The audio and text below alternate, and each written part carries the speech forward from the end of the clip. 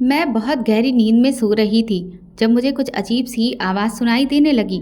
जब मेरी नींद थोड़ी सी ठीक से खुली तो मुझे ये आवाज़ें बहुत अजीब लगी। मैं हैरान हो गई क्योंकि मैं भी एक शादीशुदा औरत थी और इस कारण मैंने तुरंत ही इन आवाज़ों को अच्छे से पहचान लिया। पर मैं इस बात से हैरान थी कि इस घर में ऐसा कौन है जो ये आवाज़ें निकाल रहा है। मैं तुरंत ही उठकर उन आवाज़ों के पीछे जाने लगी तो सामने देखकर मैं हैरान रह गई। ये आवाज़ कहाँ से आ रही थी? वो कमरा तो मेरी विधवा जेठानी का था। यहाँ तक आते हुए मुझे यही लगा था कि शायद मैं नींद में थी, इसलिए मेरे दिमाग में ऐसी आवाज़ें गूंज रही हैं। लेकिन ये तो मेरी जेठानी की ही आवाज़ थी। मैं अपने दिल पर हाथ रखकर ही रह गई थी कि ये क्या हो रहा था। मैं उनके कमरे के पास गई और कान लगाकर सुनने लगी तो हैरान रह गई। फिर देखा कि खिड़की खुली हुई है।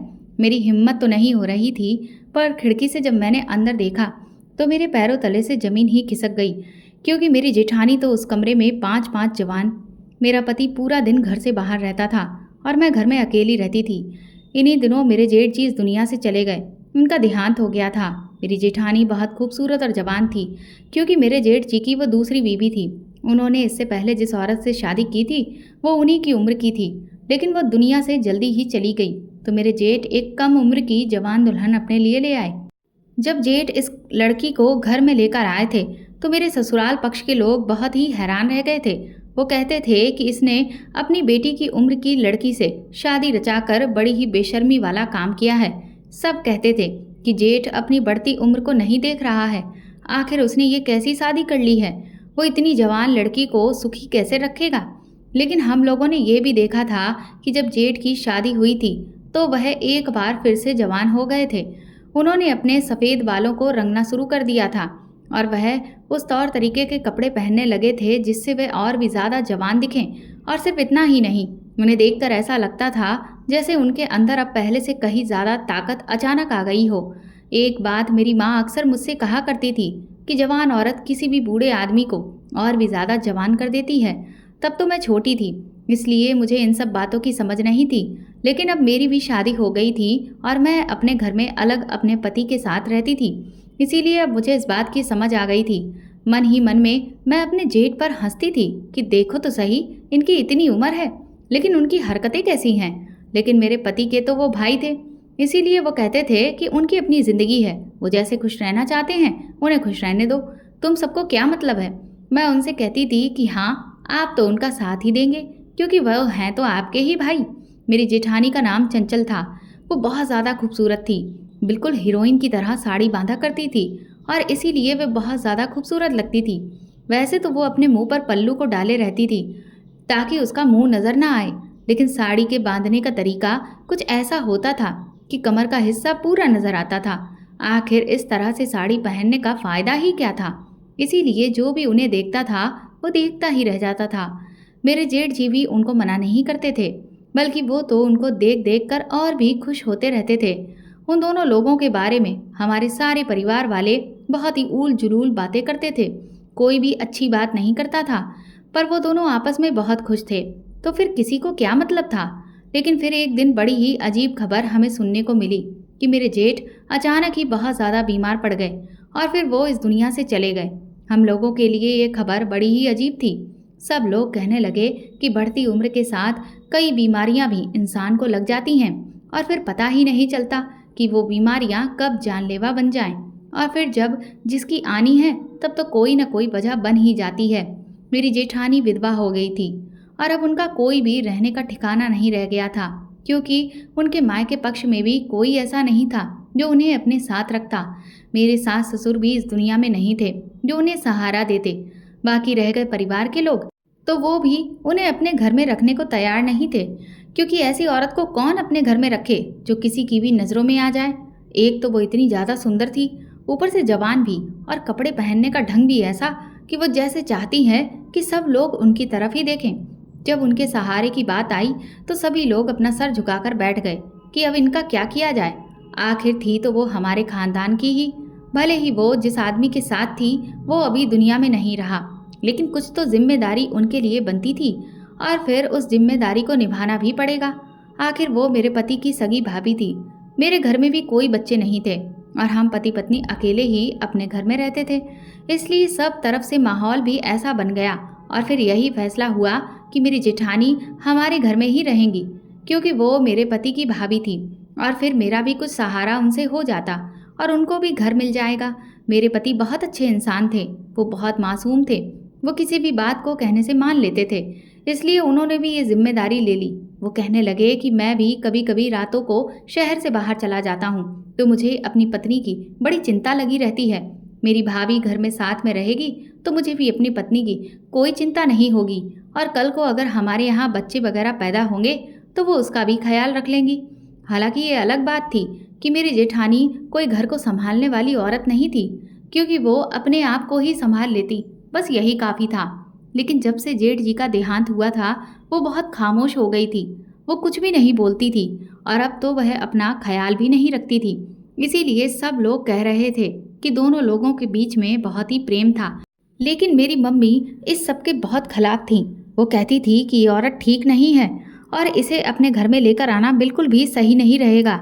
जाहिर सी बात है कि मेरी माँ को मेरी जेठानी से कोई बैर तो नहीं था, लेकिन उनके जो भी चर्चे सुनने को मिलते रहते थे उससे ही वो काफ़ी डरी हुई थी। उन्होंने मुझे सख्त हिदायत देते हुए कहा कि तुम इसे अपने घर में रख तो रही हो, लेकिन इस पर हमेशा नज़र रखना, इससे कहना कि ये काम भी करवाएं। बहुत ज़्यादा हीरोइन बनकर ना घूमे फिरें, क्योंकि अब ये किसी की विधवा है, सुहागन नहीं है। मैं बहुत ज़्यादा सख्त दिल की नहीं थी, इसलिए मैंने अपनी माँ को समझा दिया कि आप बिल्कुल भी फिक्र ना करें, ऐसा ही होगा। मेरी जेठानी अपना सामान लेकर हमारे घर आ गई तो मैंने उनको कहा कि आप इसे अपना ही घर समझें। हमारे घर में 2 कमरे वैसे भी खाली पड़े थे तो एक कमरा उनको दे दिया गया। ये कमरा मेरे कमरे के बिल्कुल सामने था, लेकिन बीच में थोड़ी सी खुली जगह थी और आंगन बना हुआ था। मैंने तो सोचा था कि मेरी जेठानी की मुझे बहुत सेवा करनी पड़ेगी, लेकिन वो तो सारे काम करने लगी थी और खाना भी बहुत अच्छा बनाने लगी थी। उनके आने से हमारे घर में काफ़ी सुकून हो गया था, क्योंकि अब मुझे खाना बनाने की भी कोई फिक्र नहीं रहती थी, और अगर मैं कोई काम भी करने लगती तो वो मेरी साथ में मदद करवाने के लिए बैठ जाती थी। पहले हो सकता है मेरे पति को इस बात से ऐतराज़ होता कि उनकी भाभी हमारे घर में रहने के लिए आई हैं, ना कि काम करने के लिए, लेकिन जब उन्होंने ये देखा कि उनके आने से मुझे भी अब आराम मिल रहा है तो वो भी खुश हो गए। एक दिन मेरी जेठानी मेरे कमरे में आई और उनके हाथ में एक लाल रंग की साड़ी थी। उन्होंने कहा, क्या तुम्हारे पास इसके मैचिंग के झुमके होंगे? मैंने कहा, हाँ, मैं देख लेती हूँ, शायद होंगे, लेकिन आपको झुमकों का क्या करना है? उन्होंने कहा, तुम ज़रा मुझे निकाल कर दो, मैं इसके बारे में तुम्हें बाद में बताऊंगी। मैं सोच रही थी कि ये तो विधवा है और इन्हें लाल रंग की साड़ी और झुमके आखिर क्यों चाहिए। खैर, मैंने उसे साड़ी के साथ झुमके भी उनको दे दिए थे। दोपहर में मैं अपने पति के साथ बैठी खाना खा रही थी तो मैंने उनको बताया कि आज आपकी भाभी कह रही थी कि उन्हें लाल रंग की साड़ी के साथ लाल रंग के झुमके चाहिए। भला उन्हें क्या काम था? तो मेरे पति कहने लगे, अरे मुझे क्या पता, शायद उन्हें पहनने होंगे। मैंने कहा, आपको नहीं पता कि विधवा औरत लाल रंग की साड़ी नहीं पहन सकती और इतना श्रृंगार भी नहीं कर सकती। मेरे पति कहने लगे, मुझे ये सब क्या पता, मेरे तो अपने ही खुद के बहुत सारे काम हैं, ये सब तुम ही जानो। इतना कहकर वो चले गए। मेरी जेठानी ने मुझसे झुमकियाँ तो ले ली थीं, लेकिन अभी तक पहनी नहीं थी और ना ही मुझे वापस की थी। मैं भी घर के कामों में लग गई थी। आजकल घर का सारा खाना वगैरह मेरी जेठानी ही बनाया करती थी। मेरे पति भी मुझसे कहते कि भाभी बहुत अच्छा खाना बनाती हैं। तो मैंने उनसे कहा, क्यों, क्या मैं अच्छा खाना नहीं बनाती थी?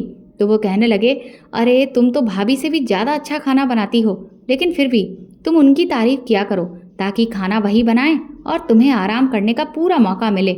मैं मुस्कुराते हुए अपने पति से कहा, हाँ ये बात तो ठीक है, लेकिन जब रात हुई तो फिर मुझे बड़ी ही गहरी नींद आई। ऐसा लगा कि जैसे मैं तो बेहोश ही हो गई हूँ। सुबह मेरी माँ का जब फ़ोन आया तो वो मुझसे कहने लगी कि रात को मैंने तुम्हारे फ़ोन पर कितने सारे कॉल किए, लेकिन तुमने एक बार भी मेरा फ़ोन ही नहीं उठाया। मैंने कहा, मेरा फ़ोन तो मेरे तकिए के पास ही रखा हुआ था, बिल्कुल मेरे कान के पास। अगर फ़ोन बजता तो मैं ज़रूर उठा लेती। वो कहने लगी कि फिर तुम फ़ोन क्यों नहीं उठा रही थी? मैंने कहा, पता नहीं माँ, ज़िंदगी में पहली दफ़ा मुझे इतनी गहरी नींद आई है। मैं इतना शांति से सोई हूँ, इतना तो मैं कभी नहीं सोई। मुझे कब नींद आ गई थी पता ही नहीं चला। मेरी माँ कहने लगी, घर में तुमने जवान विधवा औरत को रखा हुआ है और तुम्हारा पति भी जवान है और तुम इतनी बेवकूफ़ हो कि घोड़े बेचकर सो जाती हो। मैंने कहा, माँ क्या हो गया है आपको? वो एक विधवा है और फिर वो मेरी जेठानी है और मेरा पति ऐसा बिल्कुल नहीं है। वैसे भी वो सुबह चले जाते हैं तो सीधा रात को ही आते हैं। कभी कभी तो मैं सो रही होती हूँ, तब वो लौट कर आते हैं और आकर सीधा सो जाते हैं। खाना भी वो ऑफिस वालों की तरफ से ही खा लेते हैं और कभी कभी समय मिलने पर दोपहर में खाना खाने आ जाते हैं। मेरी माँ मुझसे बार बार कहती थी कि इस औरत पर नज़र रखना। मैं उनको तो कह देती थी कि ठीक है, लेकिन अब मैं इस बात पर हंसती थी। मुझे पता था कि ये सब करने की मुझे कोई ज़रूरत नहीं है। जब से जेठ इस दुनिया से गए थे तब से जेठानी खामोश हो गई थी। मेरे पति के रूटीन भी बहुत अजीब सा था। हम दोनों एक दूसरे के साथ बैठने का वक्त ही नहीं निकाल पा रहे थे। यही वजह थी कि अभी तक हमारे यहाँ बच्चे की कोई खुशखबरी भी नहीं सुनने को मिली थी और सब लोग हमसे सवाल करते रहते थे। मेरा पति मुझसे ज़्यादा ही दूर हो गया था। पहले तो कोई बात भी कर लेता था, लेकिन आजकल तो कुछ बोलते ही नहीं थे। अब मैंने उनसे कहा कि हमारे घर भी बच्चे की किलकारी गूंजनी चाहिए, तो वो हैरत से कहने लगे, बच्चा चाहिए तुम्हें? मैंने कहा हाँ, तो शादी के बाद अपनी औलाद किसे नहीं चाहिए होती है। हमारी शादी को अब दूसरा साल लग गया है। लोग मुझसे तरह तरह की बातें करते हैं और सवाल पूछते हैं। मुझे ये सब अच्छा नहीं लगता। हमारे अंदर भला कोई कमी थोड़ी ना है, लेकिन बस ये सब आपकी वजह से हो रहा है। आपने मुझसे कहा था कि थोड़ा काम अच्छा हो जाए तो फिर हम अपने परिवार को आगे बढ़ाने के बारे में सोचेंगे। अब तो काम भी अच्छा हो गया है और घर में भाभी भी हैं, तो इससे हमें फ़ायदा भी है। मैं आराम करूंगी और वो काम करेंगी और साथ में बच्चों को भी संभाल लेंगे। हमें अलग से किसी औरत को रखने की ज़रूरत भी नहीं पड़ेगी। मेरे पति कहने लगे, चलो ठीक है, मैं इस बारे में सोचता हूँ। मैंने कहा कि भला इसमें सोचना क्या है? आपकी पत्नी इतनी सुंदर है, लेकिन फिर भी आप अभी भी सोचने की बातें कर रहे हैं। मैंने थोड़ा सा इठलाने की कोशिश की, पर मुझे हैरानी हुई कि मेरे पति पर तो मेरी किसी भी बात का कोई असर ही नहीं हो रहा था, जबकि इससे पहले तो उन्हें कोई वजह भी नहीं चाहिए होती थी और वो मेरे पीछे पीछे ही रहते थे, मुझसे बहुत मोहब्बत करते थे। लेकिन अब ये क्या कि मैं उनसे अच्छी बातें कर रही थी, लेकिन वो अपने फ़ोन में ही मगन थे और बस हाँ में सर हिला रहे थे और मेरी बात सुन रहे थे और फिर मुझे टालते हुए कहने लगे कि ठीक है, आगे मैं इसके बारे में सोचता हूँ। मुझे लगा कि शायद काम ज़्यादा है, इसीलिए ये इस तरह से कह रहे हैं।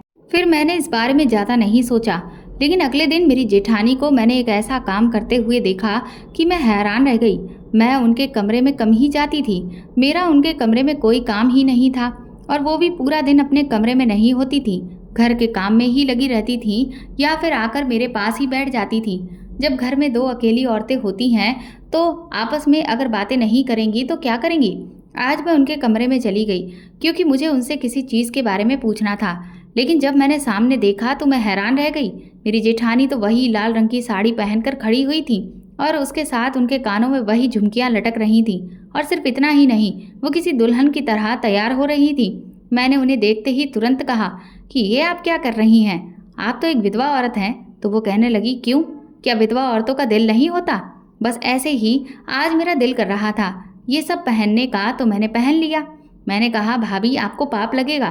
तो वो कहने लगी, और भी तो बड़ी बातों पर पाप लगता है, तो कोई बात नहीं, मैं थोड़ा पाप कमा लूँगी, लेकिन मेरा दिल कर रहा है। इतना कहकर उन्होंने रोना शुरू कर दिया।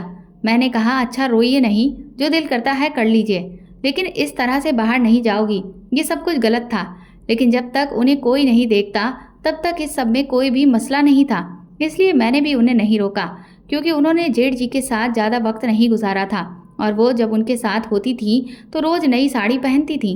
बल्कि मैं तो उनको कहने वाली थी कि अब आप तो विधवा हो गई हैं, तो आप अपनी अच्छी वाली साड़ियाँ मुझे दे दो, लेकिन मैं ये बोल नहीं पाई। मैंने सोचा, छोड़ो, ये क्या कहना ठीक नहीं रहेगा। शाम होते ही मुझे मेरे पति की कॉल आई और उन्होंने कहा कि आज रात को मैं घर पर नहीं आऊँगा। जैसा कि मैंने पहले बताया, वो कभी कभी 1 या 2 दिन के लिए दूसरे शहर चले जाते थे, क्योंकि उनका काम ही कुछ ऐसा था।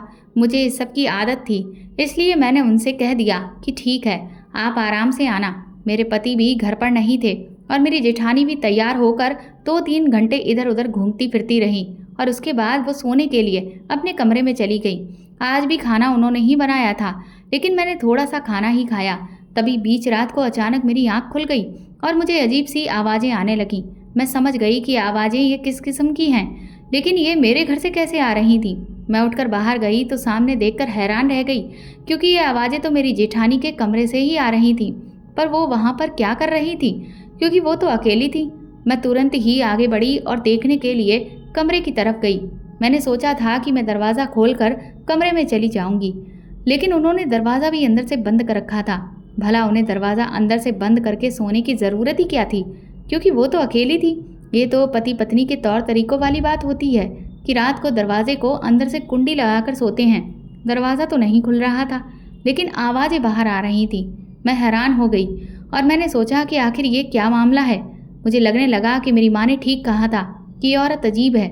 सुबह हुई तो मैं सोचने लगी कि अब तक तो मेरे पति को वापस आ जाना चाहिए था, क्योंकि जब भी वो दूसरे शहर में जाते थे तो अगली सुबह को जल्दी ही आ जाते थे, लेकिन आज वो लौटकर नहीं आए थे। मैंने उन्हें फ़ोन किया तो वो मेरा फ़ोन भी नहीं उठा रहे थे। फिर वो दोपहर तक वापस लौटे तो वो बड़े ही खुश लग रहे थे। मैंने उनसे कहा, क्या बात है, जिस काम से गए थे क्या वो हो गया? तो उन्होंने कहा, हाँ, जिस काम से मैं गया था वो काम हो गया और बहुत अच्छी तरह से हुआ है, इसीलिए मैं बहुत ज़्यादा खुश हूँ। मैंने कहा, अच्छी बात है, आप खुश हैं तो मैं भी खुश हूँ।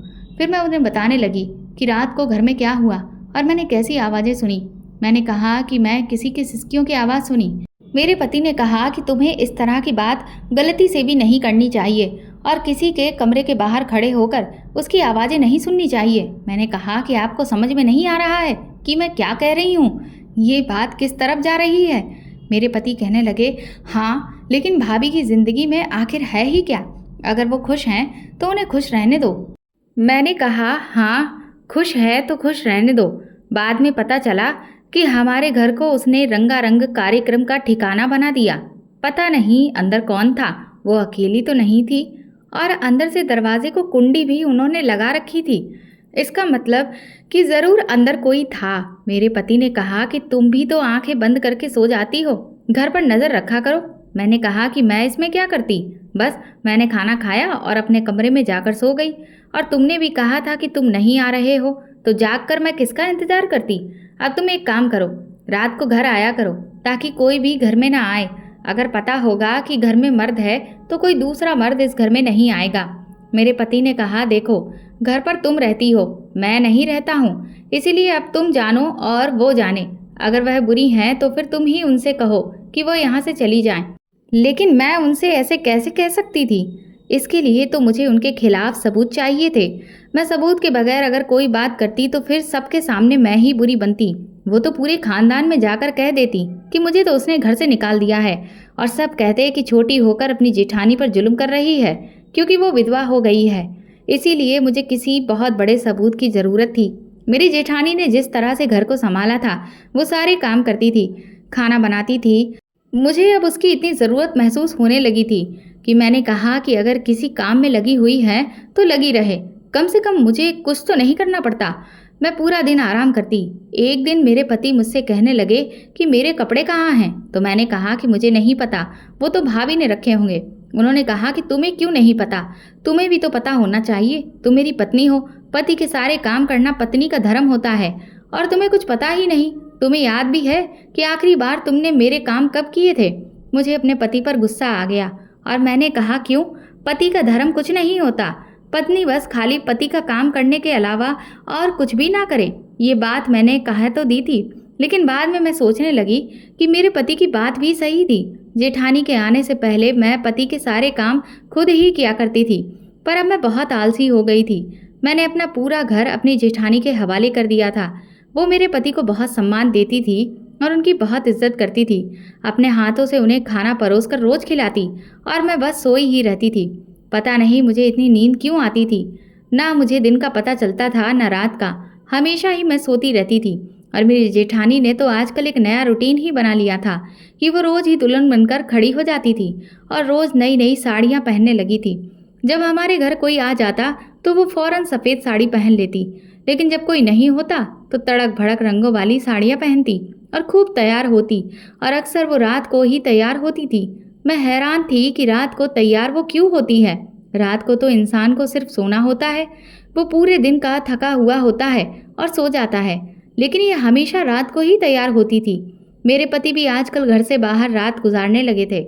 मैं जब भी उनसे पूछती तो कहते कि मुझे बहुत ज़्यादा काम है, और वो मुझसे दूर दूर भी रहते थे।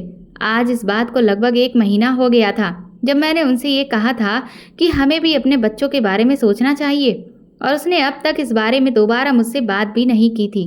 जबकि पहले वह कभी भी बच्चों को लेकर बात करते थे तो उल्टा मैं ही मना करती रहती थी। एक दिन मैं घर में बैठी एक फिल्म देख रही थी जिसमें एक औरत दूसरी औरत को कह रही थी कि जब अपना घर खुद ही पराई औरत के हवाले कर दिया तो अब रोना किस बात का है। ये सुनकर अचानक से मेरी आंख खुल गई। अगर सोचा जाए तो मैंने भी तो यही किया था, अपना घर जेठानी के हवाले कर दिया था और ऐसा लगता था कि ये घर उसका है। कौन सी चीज़ कहाँ पड़ी है उसे पता होता था, मुझे पता नहीं होता था। खाना भी वही बनाती थी और अब तो मेरे पति ने खर्च भी उसके हाथ में ही देना शुरू कर दिया था। जब मैंने कहा कि ये क्या है तो वो कहने लगे कि खुद ही जाकर वो घर का सामान ले आएगी, तुम्हें परेशान होने की क्या ज़रूरत है, हिसाब किताब भी वही करेगी, अगर एक भी रुपया इधर उधर किया तो सारे सवाल भी उसी से ही कर लेंगे। उस टाइम तो मैंने हाँ कह दिया था, लेकिन अब मैं ये सोचने लगी थी कि फिर मेरा इस घर में क्या काम है। मुझे ये पता लगाने की सख्त ज़रूरत थी कि मेरी जेठानी रोज़ रात को दुल्हन की तरह तैयार क्यों होती है और इसके कमरे से सिसकने की आवाज़ क्यों आती थी।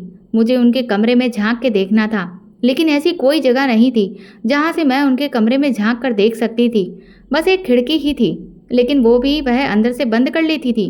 जब कोई इंसान इतना ज़्यादा सतर्क होता है और चीज़ों को हर तरफ से छुपा छुपा कर रखता है तो इसका मतलब ये है कि वो कोई ऐसा काम कर रहा होता है जिसके बारे में वो किसी को बताना भी नहीं चाहता। मेरे पास अब एक ही रास्ता था कि मैं किसी तरह पहले से ही अपनी जेठानी के कमरे के अंदर छुप जाऊं, जिससे मुझे ये पता चल जाता कि उनके कमरे में क्या हो रहा है, क्योंकि जो कुछ भी हो रहा था वो जेठानी के कमरे में ही हो रहा था।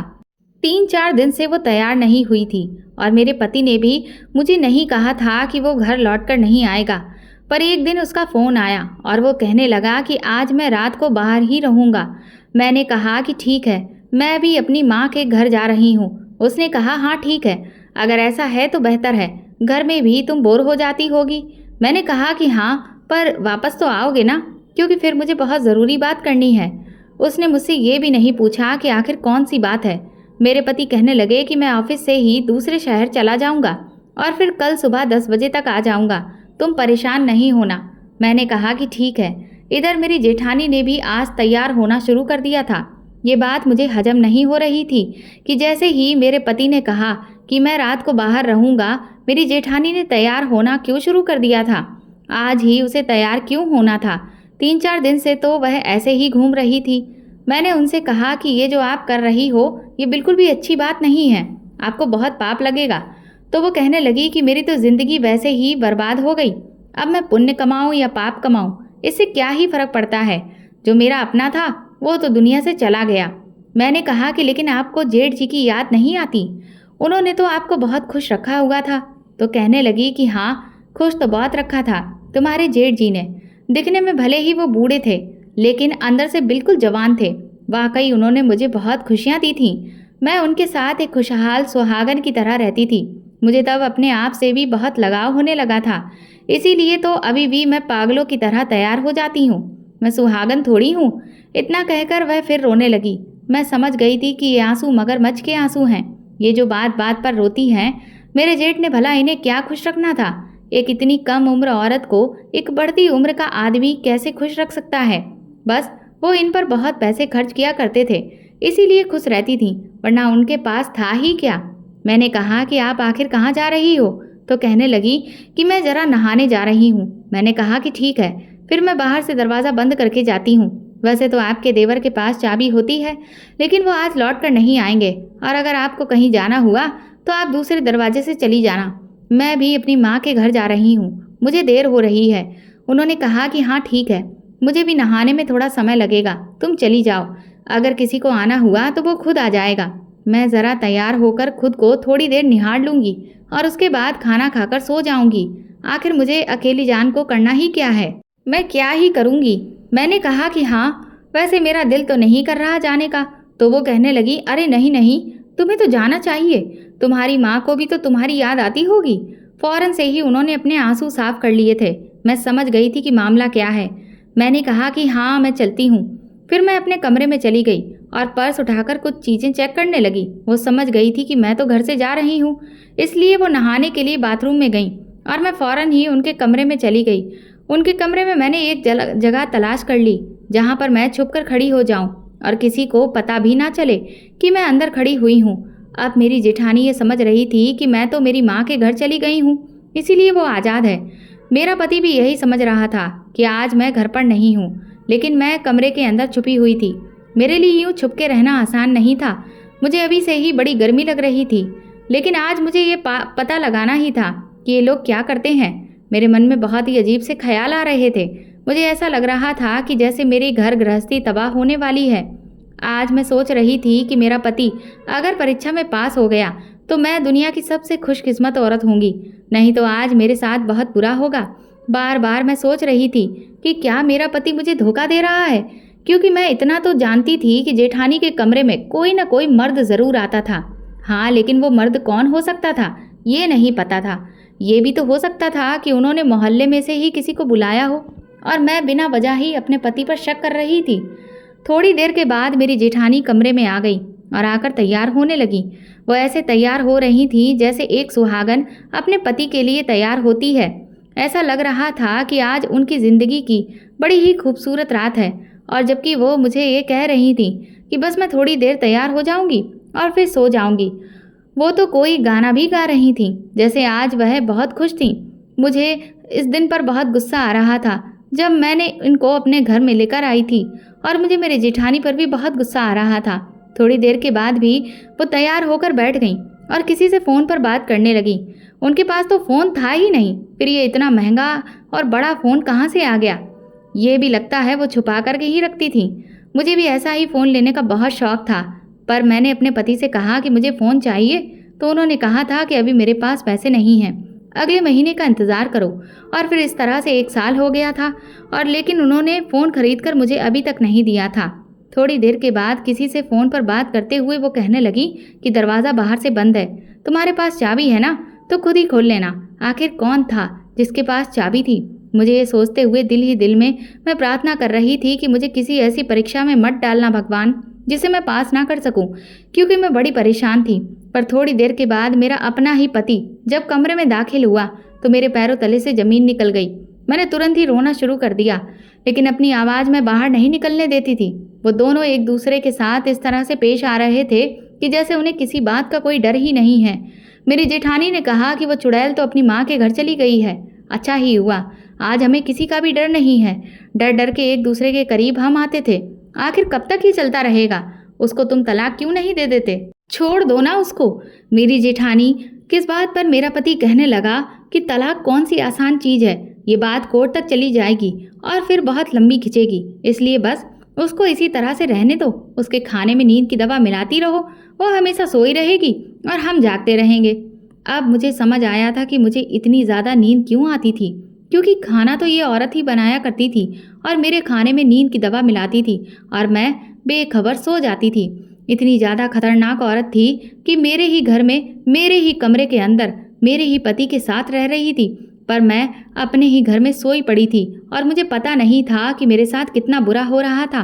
मैं इस दुनिया की सबसे बेवकूफ़ औरत थी। मुझे अपने ऊपर बहुत गुस्सा आ रहा था। उन लोगों ने जो करना था वो कर दिया और मेरा पति ये कहकर वहाँ से निकल गया कि मैं सुबह आऊँगा, क्योंकि मैंने अपनी पत्नी से कहा था कि मैं आज रात घर नहीं लौटूंगा, कहीं वो ऐसा ना हो कि वापस आ जाए। इस पर जेठानी कहने लगी कि नहीं, वो वापस नहीं आएगी, तुम मुझे छोड़कर मत जाओ। मेरे पति ने कहा कि तुम इस बात को समझती क्यों नहीं हो, हमें बहुत ज़्यादा सतर्क रहने की ज़रूरत है, ये कोई आम बात नहीं है। मेरी जेठानी जब बाहर गई तो मैं कमरे से निकलकर अपनी माँ के घर चली गई। उनको सब कुछ मैंने बता दिया। फिर उन्होंने भी मुझे बहुत बुरा भला कहा और कहने लगी कि तुम्हारी आंखें बंद थीं तो तुमने खुद ही अपना घर उस औरत के हवाले किया। मैंने कहा कि मुझे अब कैसे भी करके उस औरत को मेरे घर से निकालना है। मैंने अगले दिन सारे परिवार वालों को बुला लिया और पंचायत का माहौल बना दिया। मैंने उनको सब कुछ बता दिया। मैंने कहा कि ये सब कुछ यहाँ पर हो रहा था, अब आप लोग ही इंसाफ करें। मेरे पति को बुलाया गया और उसने मेरी जेठानी पर ही पूरी तरह से ये इल्ज़ाम लगा दिया कि मेरी जेठानी ने उन्हें बहकाया था। उसका इस सब में कोई कसूर नहीं था। उस वक्त मैंने सोचा कि क्या वाकई में सिर्फ मेरी जेठानी का कसूर था, मेरे पति का नहीं था? क्या मेरा पति कोई दूध पीता बच्चा था जो जेठानी ने उसे बहकाया और वो बहक गया? मुझे अपने पति से नफरत हो चुकी थी। जितनी गलती मेरे जेठानी की थी उससे कहीं ज़्यादा मेरे पति की थी, क्योंकि जेठानी तो विधवा औरत थी, लेकिन मेरे पति के साथ तो ऐसा कुछ भी नहीं था। मैं तो अभी जिंदा थी ना, लेकिन फिर भी उसने मेरे होते हुए भी ये सब कुछ किया। यहाँ तक कि वो इतना गिर गया कि वो जेठानी के साथ मिलकर मुझे खाने में नशे की गोलियां मिलाकर देता रहा ताकि वो अपने मंसूबों में कामयाब रहे। भला ऐसे आदमी के साथ रहने का मतलब ही क्या था? मैं जानती हूँ कि समाज में एक तलाकशुदा औरत के लिए रहना बहुत मुश्किल होता है, लेकिन इस बात की क्या गारंटी थी कि आज अगर मैं अपने पति के साथ रहने लगती हूँ और उसे उसके कर्मों के लिए माफ़ कर देती हूँ तो वह आगे भी इस तरह का कोई काम नहीं करेगा, और फिर क्या मैं हर वक्त उस पर नज़र रखती घूमूंगी? ये बात आज घर की थी, इसीलिए मैंने इस बारे में पता लगा लिया। लेकिन घर से बाहर जाने पर वो किसके साथ, कहाँ पर, क्या कर रहा है, ये मुझे कैसे पता चलेगा? एक धोखेबाज इंसान के साथ अब मैं नहीं रह सकती थी। इसलिए मैंने फिर सबके सामने वो फैसला सुनाया जो मेरे लिए भी बहुत मुश्किल था। मैंने साफ साफ सबसे कह दिया कि मुझे अपने पति से तलाक चाहिए। ये सुनकर मेरा पति और मेरी माँ दोनों ही दंग रह गए। मेरा पति मुझे छोड़ना नहीं चाहता था। वो मेरे पैरों में गिरकर गिड़गिड़ाने लगा कि उससे बहुत बड़ी गलती हो गई है, मैं उसे माफ़ कर दूं। मैंने तुरंत ही अपने पति से कहा कि अगर यही गलती मैंने की होती तो क्या तुम मुझे माफ़ करते? मेरे इस सवाल पर मेरे पति के मुंह से एक शब्द भी नहीं निकला। मेरी माँ मुझे समझाने लगी कि बेटा ये सब मत करो, क्योंकि अकेले इतना बड़ा जीवन काटना बहुत मुश्किल है और फिर तुम पर तलाकशुदा होने का ठप्पा भी लग जाएगा। मैंने माँ से कहा कि ठप्पा लगता है तो लगता रहे, मुझे किसी की परवाह नहीं, क्योंकि मैं एक धोखेबाज इंसान के साथ नहीं रह सकती। इसके बाद मैंने अपने पति को तलाक दे दिया। मुझे अपने कुछ रिश्तेदारों से पति के बारे में खबरें मिलती रहती थीं। मेरी जेठानी अभी भी बेशर्मों की तरह मेरे पति के साथ ही रह रही थी, लेकिन मुझे अब इससे कोई फर्क नहीं पड़ता था। मैंने अपनी जीविका चलाने के लिए एक स्कूल में नौकरी कर ली। कुछ महीनों के बाद मेरी वहाँ पर संजीव से मुलाकात हुई। संजीव की पत्नी का शादी के 1 साल बाद ही देहांत हो गया था। संजीव मुझे स्वभाव के बहुत अच्छे लगे। धीरे धीरे हमारे बीच नज़दीकियाँ बढ़ीं और फिर हमने शादी करने का फैसला कर लिया। मैं आज संजीव के साथ बहुत खुश हूँ। कुछ समय बाद ही मुझे ये खबर मिली कि मेरी जेठानी ने किसी और बड़ी उम्र के एक अमीर आदमी से शादी कर ली और मेरे पति को छोड़ दिया, और अब मेरा पति बिल्कुल अकेला रहता है। उसका मानसिक संतुलन भी धीरे धीरे खराब होने लगा है, क्योंकि अब कोई भी उसका अपना नहीं रह गया है। मुझे ये खबर सुनकर बहुत खुशी मिली थी, क्योंकि जिस औरत के लिए मेरे पति ने मुझे धोखा दिया था, आज वही औरत उसे धोखा देकर चली गई थी, और ये उसके कर्मों की सजा थी जो वो भुगत रहा था। तो दोस्तों, आपको ये कहानी कैसी लगी हमें कमेंट करके ज़रूर बताएं, और प्लीज़ इस कहानी को ज़्यादा से ज़्यादा शेयर और लाइक करके मेरे चैनल को सपोर्ट करें।